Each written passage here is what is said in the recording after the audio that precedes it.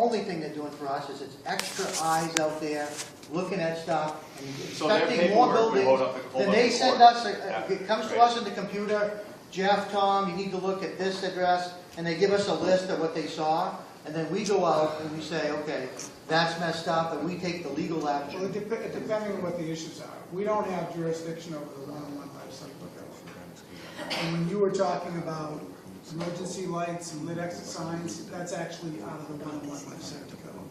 So Paul Willett from that office, for those NFPA-related matters, will take things into his own hands. There's a fair amount of overlap between the property maintenance code and the one-on-one life safety code, but they're two distinct codes. The other problem with housing, and this needs to be said, I can go into an apartment building today and find issues.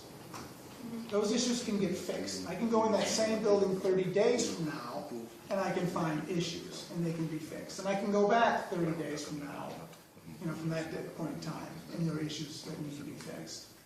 It's an ongoing situation.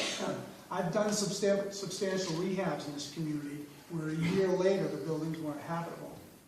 The condemned buildings, by and large, those buildings were reasonable buildings. Old buildings, functionally obsolete, but they provided safe housing. Until the landlord got so jammed, because he couldn't do what he needs to do, he walks away, and the next thing you know, they're being stripped of copper, so on and so forth, and they're being destroyed.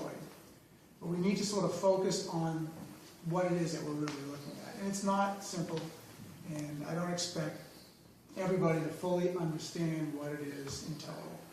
So we only have like a really few minutes left. I should have clarified that as well, but Jim? Yeah, I'll try to make it quickly. I want to thank you, Mayor, for convening this and you guys participating.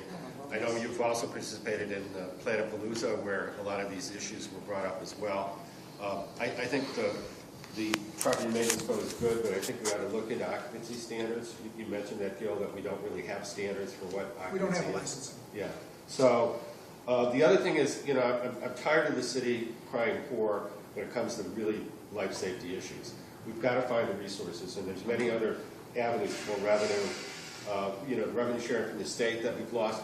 We should be up in Augusta every day, trying to recapture that. Fees, grants, foundations. There's other revenue sources that we can use to stuff like record keeping. This is a basic need to understand it. It should be